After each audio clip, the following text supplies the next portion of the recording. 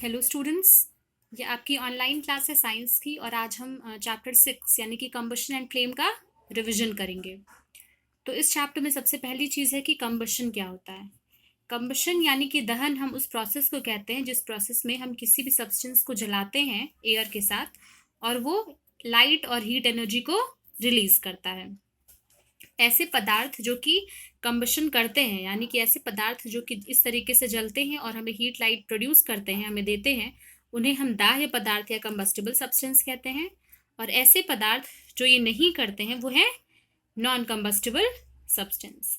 हमने रिएक्शंस भी देखा था कि कार्बन अगर ऑक्सीजन के साथ रिएक्ट करता है तो कार्बन डाइऑक्साइड और एनर्जी बनाता है। इसी तरीके से अगर मीथेन जो है वो ऑक्सीजन के साथ रिएक्ट करता है तो कार्बन डाइऑक्साइड, वाटर और एनर्जी रिलीज करता है। फिर इसके बाद हमने देखा था कि क्या कंडीशंस हैं जो कि कंबशन के लिए ज़रूरी हैं। तो सबसे पहली चीज़ कि हमारे पास एक दाह्य पदार्थ होना चाहिए यानी कि एक कंबस्टिबल सब्सटेंस होना चाहिए। दूसरी चीज़ कि दहन के लिए बहुत ज़्यादा आवश्यक है कि वहाँ पे एयर का प्रेजेंस हो, यानी कि एयर में मोस्टली ऑक्सीजन का प्रेजेंस हमें चाहिए होता है ताकि ये जो बर्निंग का प्रोसेस है ये हो सके। और जो तीसरा चीज़ है वह है ज्वलन ताप यानी कि इग्निशन टेम्परेचर। इग्निशन टेम्परेचर क्या होता है? ये वो मिनिमम टेम्परेचर होता है जिसपे कि सब्सटेंस जलना शुरू कर देता है अपने आप से। उसको हम क्या कहते हैं? इग्निशन टेम्परेचर कहते हैं। हर एक सब्सटेंस के लिए अलग अलग इग्निशन टेम्परेचर होता है। जैसे कि कागज़ जो है वो जल्दी जल जाता है और जबकि लकड़ी जो है वो अगर कंपेयर करें तो ज़्यादा टाइम लेती है जलने में। तो कागज़ के लिए इग्निशन टेम्परेचर कम है और वुड के लिए इग्निशन टेम्परेचर ज़्यादा है। कुछ सब्सटेंस ऐसे होते हैं जो कि बहुत ही जल्दी से उन्हें मतलब हम अगर उन्हें जलाएं तो वो बहुत जल्दी से आग पकड़ लेते हैं। तो वो जो है बहुत ही हजार्डस कंडीशन हो सकती है ये, क्योंकि कुछ सब्सटेंस जो हैं जिनकी इग्निशन टेम्परेचर लो है उनमें अचानक से ही जल्दी से ही आग लग सकती है। हालांकि जो ऐसे सब्सटेंस है जिनका इग्निशन टेम्परेचर बहुत हाई है उनका भी एक डीमेरिट है। क्या कि अगर हम उन्हें फ्यूल की तरह यूज करें तो ये क्या होगा, पॉसिबल नहीं होगा, क्योंकि उनका इग्निशन टेम्परेचर बहुत हाई है तो हमें बहुत ज़्यादा हीट एनर्जी प्रोवाइड करनी पड़ेगी। सब्सटेंस जैसे कि पेट्रोल, केरोसिन, अल्कोहल या एलपीजी, ये जो है लो टेम्परेचर पे भी फायर कैच कर सकते हैं और ऐसे सब्सटेंस को हम इनफ्लेमेबल सब्सटेंस कहते हैं। एलपीजी और पेट्रोल जो है अगर छोटी सी चिंगारी हो यानी कि बहुत ही हल्का सा लाइटनिंग हो, स्मॉल स्पार्क हो, तभी भी वो क्या कर सकते हैं, आग पकड़ सकते हैं। और इसलिए बहुत ही ध्यान से इनको हमें स्टोर करके रखना चाहिए। उसके बाद हमने पढ़ा था टाइप्स ऑफ कंबशन यानी कि दहन के प्रकार। तो कंबशन जो है वो 3 तरीके का: रैपिड कंबशन जिसे कि हम तीव्र दहन कहते हैं, स्पॉन्टेनियस कंबशन जिसे कि हम स्वतः दहन कहते हैं, और एक्सप्लोजन जिसे कि हम विस्फोट कहते हैं। रैपिड कंबशन क्या होता है? रैपिड कंबशन तब होता है जब कोई भी सब्सटेंस बहुत ही जल्दी से जलने लग जाता है, रैपिडली जलना शुरू कर देता है। अगर एग्जाम्पल ले तो एलपीजी है, पेपर है और लैम्प ऑयल है।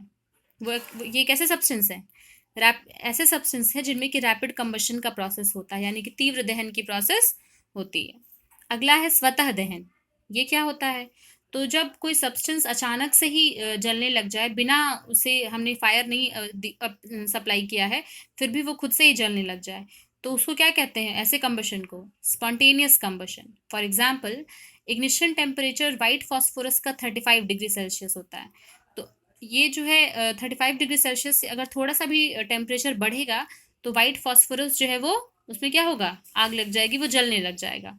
तो इस तरीके से जो दहन है उसे हम स्पॉन्टेनियस कंबशन कहते हैं। और तीसरा है एक्सप्लोजन यानी कि विस्फोट। विस्फोट एक ऐसा कंबशन रिएक्शन है जिसमें कि बहुत ही ज़्यादा अमाउंट में हीट और लाइट एनर्जी रिलीज होती है, साउंड एनर्जी रिलीज होती है। जैसे कि पटाखे अगर हम जलाएं तो बहुत ज़्यादा लाइट भी लिबरेट करते हैं, साउंड भी लिबरेट करते हैं और हीट एनर्जी भी लिबरेट करते हैं। तो ये जिस तरीके से क्रैकर्स बर्स्ट होते हैं, पटाखे फूटते हैं, उसको हम क्या कहते हैं? एक तरीके का एक्सप्लोजन कहते हैं। अगली चीज़ जो हम पढ़ेंगे वो है एक्सटिंग्विशिंग अ फायर। किस तरीके से हम आग पर नियंत्रण पा सकते हैं। आग पे नियंत्रण पाने के हमने 3 तरीके पढ़े थे। पहला है रिमूविंग द कंबस्टिबल मटीरियल यानी कि दाह्य पदार्थ को हटाना। जिस सब्सटेंस की वजह से आग लग रही है अगर उस सब्सटेंस को हम हटा दें तो फिर क्या होगा, सिचुएशन पे हम कंट्रोल पा सकते हैं। लेकिन ये बहुत ज़्यादा टाइम के लिए पॉसिबल नहीं हो पाता है। वो भी स्पेशली तब जबकि कंबस्टिबल मटेरियल जो है, जो दाह्य पदार्थ, वो पहले से ही जल रहा है, तो ये हमारे लिए पॉसिबल नहीं हो पाता है। हालांकि मान लीजिए उसके आसपास भी कुछ ऐसे सब्सटेंस है जिसमें आग अभी नहीं लगी है, लेकिन वो भी एक कंबस्टिबल सब्सटेंस है, तो अगर हम उसको हटा दें तो फिर सिचुएशन पे कंट्रोल हो सकती है, पाया जा सकता है कंट्रोल। सेकंड है reducing temperature below ignition temperature, यानी कि ताप को ज्वलंत ताप से कम करना। अगर हम पानी डाल दें जहाँ पे भी फायर है लगी हुई है, तो हम वहाँ पे अगर पानी डाल दें तो सिचुएशन को क्या कर सकते हैं, हम हैंडल कर सकते हैं। कैसे? पानी जब इवेपोरेट होगा, वेपर्स में चेंज होगा, तो जो कंबस्टिबल सब्सटेंस है उसकी चारों तरफ एक लेयर बना लेगा, और इसकी वजह से जो टेम्परेचर है वो कम हो जाएगा। हालांकि कुछ तरीके की जो आग है, जैसे कि अगर आग इलेक्ट्रिक फायर की वजह से लगी है, तो उसमें हम पानी का यूज़ नहीं कर सकते हैं, क्योंकि वो और ज़्यादा खतरनाक हो जाएगा। लेकिन अगर नॉर्मल तरीके से कोई आग है तो हम क्या कर सकते हैं, पानी का यूज़ कर सकते हैं। इसी तरीके से अगर पेट्रोल या डीजल या केरोसिन की वजह से आग लगी है, तो अगर हम उस पर पानी डालेंगे तो आग और ज़्यादा फैल जाएगी।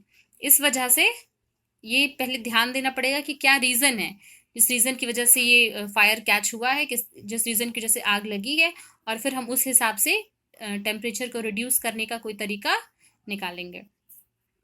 और थर्ड है कटिंग ऑफ एयर सप्लाई, यानी कि वायु की आपूर्ति बंद करना।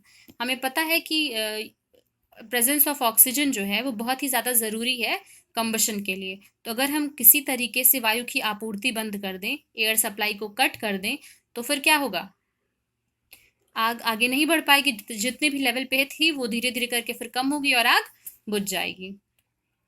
अगली चीज़ जो हम पढ़ेंगे वो है फायर एक्सटिंग्विशर्स, यानी कि अग्निशामक यंत्र। अग्निशामक यंत्र हम उन यंत्रों को कहते हैं जिसके इस्तेमाल से हम आग को बुझाते हैं। यहाँ पर हम 3 तरीके के अग्निशामक यंत्रों के बारे में पढ़ेंगे। पहला है ड्राई केमिकल फायर एक्सटिंग्विशर, सूखा रसायन अग्निशामक यंत्र। इसमें हम बेकिंग सोडा जैसे केमिकल्स का यूज़ करते हैं, और जब ये रिलीज होते हैं, मान लीजिए ये बॉटल में पैक हैं, फिर जब ये रिलीज होता है तो डिकम्पोज होकर के कार्बन डाइऑक्साइड बनाता है, जो कि क्या करता है, फायर को रिड्यूस करता है। अगला है सोडा एसिड फायर एक्सटिंग्विशर। ये क्या करता है, इसमें क्या होता है कि एक छोटी सी बॉटल होती है जिसमें सल्फ्यूरिक एसिड रखा होता है, और उसके बाहर एक स्ट्रांग बॉटल होती है जिसमें कि सोडियम बाइकार्बोनेट का सोल्यूशन रखा होता है। जब जो अंदर वाली बॉटल है वो फूटती है, जब हमें ज़रूरत होती है इसकी, तो हम उसको क्या करते हैं, नॉब को खोलते हैं और वो ब्लास्ट करता है, और अंदर जो एसिड है वो सोडियम बाइकार्बोनेट सॉल्यूशन के साथ रिएक्ट करके कार्बन डाइऑक्साइड रिलीज करता है, और फिर ये हेल्प करता है फायर को एक्सटिंग्विश करने में। और तीसरा तरीका है फोम फायर एक्सटिंग्विशर, जिसमें कि हम फोम का इस्तेमाल करते हैं आग को बुझाने के लिए। फिर हमने पढ़ा था कि फ्लेम क्या होती है। तो कुछ ऐसे सब्सटेंस होते हैं जो कि ज्वाला के साथ जलते हैं, जैसे कि जब कैंडल जलती है तो एक फ्लेम निकलती है, लेकिन कुछ ऐसे सब्सटेंस होते हैं जो जलते हैं तो कोई फ्लेम नहीं निकलती, जैसे कि जब हम कोयले को यानी कि कोल को जलाते हैं तो कोई भी फ्लेम रिलीज नहीं होती है। कैंडल फ्लेम के बारे में हमने पढ़ा था कि मोमबत्ती की ज्वाला किस तरीके से, कौन से जोन्स होते हैं उसमें, कौन सा जोन सबसे गर्म होता है, कौन सा सबसे ठंडा होता है। तो सबसे गर्म भाग बाहर वाला, फिर बीच का जो है वो कम गर्म भाग, और जो एकदम मिडिल पॉइंट है एकदम यहाँ सेंटर पे, वो है सबसे कम गर्म भाग। 4 जोन्स के बारे में पढ़ा था हमने। सबसे पहला जोन जो है द डार्क जोन, जो कि नॉन कंबशन का जोन होता है। ये इस विक के अराउंड जोन है, मतलब ये जो बत्ती होती है इसके आसपास का रीजन होता है, जहाँ पे कि अनबर्न्ड वैक्स वेपर्स होते हैं जो कि जले हुए नहीं होते हैं, और यहाँ पे एयर की सप्लाई बिल्कुल भी नहीं होती, मतलब बहुत कम के बराबर होती है, तो इस वजह से यहाँ पे कंबशन नहीं हो रहा होता है। ये फ्लेम का कूलेस्ट पार्ट होता है compare to all the other regions. Second है जोन ऑफ इनकम्प्लीट कंबशन, यानी कि लुमिनस जोन। ये जोन है जहाँ पे कि वैक्स पूरी तरीके से बर्न नहीं होता है, क्योंकि इनफ एयर सप्लाई नहीं प्रेजेंट होती है, तो इस वजह से यहाँ पे प्रॉपर तरीके से कंबशन नहीं होता है, इनकम्प्लीट कंबशन होता है, और ये क्या है, जोन ऑफ इनकम्प्लीट कंबशन।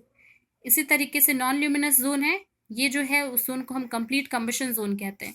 यहाँ पर्याप्त मात्रा में प्रेजेंट होता है ऑक्सीजन, जिससे कि कंबशन यानी कि दहन की जो प्रक्रिया है वो अच्छे से होती है, प्रॉपर होती है। और जो आखिरी हम पढ़ेंगे वो है ब्लू जोन। ब्लू जोन जो है वो फ्लेम के बेस में होता है, जैसा कि आप देख सकते हैं यहाँ पे, और ये ब्लू कलर इस वजह से आता है क्योंकि कार्बन डाइऑक्साइड जो इनकम्प्लीट कंबशन हो रहा है, ल्यूमिनस जोन में जो इनकम्प्लीट कंबशन हो रहा है तो उससे कार्बन मोनोऑक्साइड रिलीज होता है, और वही जो पार्टिकल्स हैं वो किस कलर का हमें कौन सा कलर प्रोवाइड करते हैं, ब्लू कलर प्रोवाइड करते हैं व्हेन दे आर बर्न्ड। फिर हमने पढ़ा था फ्यूल्स यानी कि ईंधन। तो कुछ ऐसे कंबस्टिबल सब्सटेंस जो कि हमें हीट या अलग तरीके की एनर्जी, कुछ जैसे लाइट एनर्जी या फिर साउंड एनर्जी, जो भी तरीके की हमें एनर्जी के अलग अलग फॉर्म्स देते हैं, जब हम उन्हें जलाते हैं तो उनको हम फ्यूल्स कहते हैं, जो कि 3 तरीके के होते हैं, सॉलिड, लिक्विड और गैस। सॉलिड का एग्जाम्पल था चारकोल और कोल, लिक्विड के लिए पेट्रोल डीजल, और गैशियस के लिए एलपीजी और नेचुरल गैस। फिर हमने पढ़ा था कि कैलोरीफिक वैल्यू क्या थी, यानी ऊष्मीय मान क्या होता है। तो ये मेजर होता है कि कितना, जब भी हम किसी फ्यूल को मान लीजिए जला रहे हैं, उसका 1 kg जला रहे हैं अमाउंट, तो वो कितना अमाउंट ऑफ हीट लिबरेट कर रहा है, उसको हम, उसके मेजर को हम क्या कहते हैं, कैलोरीफिक वैल्यू या फिर ऊष्मीय मान कहते हैं।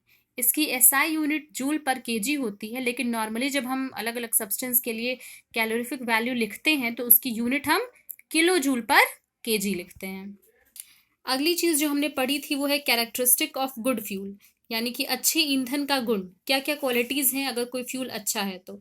उसकी कैलोरीफिक वैल्यू अच्छी होनी चाहिए, सस्ता होना चाहिए, हमें आराम से मिल जाए, ट्रांसपोर्टेशन में आसानी होनी चाहिए, सेफ होना चाहिए, ज़्यादा उसको जब हम इस्तेमाल करें तो वो एयर पोल्यूशन ना कॉज करे, और जलाने पे कोई भी सॉलिड रेजिड्यू ना छोड़े। और लास्ट जो टॉपिक हमने पढ़ा था वो था harmful by products formed by combustion of fuel, यानी कि ईंधन के दहन से हानिकारक उत्पाद प्राप्त होते हैं। कंबशन की वजह से स्मोक रिलीज होता है, जो कि स्मोक के साथ सूट और भी काफ़ी सारे स्मॉल पार्टिकल्स रिलीज होते हैं, जिनको कि हम एसपीएम यानी कि सस्पेंडेड पर्टिकुलेट मैटर कहते हैं। क्या कहते हैं? सस्पेंडेड पर्टिकुलेट मैटर, जो कि हमारे लंग्स में अगर एंटर करेगा तो हमें रेस्पिरेटरी डिजीज होने का खतरा होता है। इसी तरीके से हमें पता है कि जब भी कंबशन होता है तो कार्बन डाइऑक्साइड रिलीज होता है।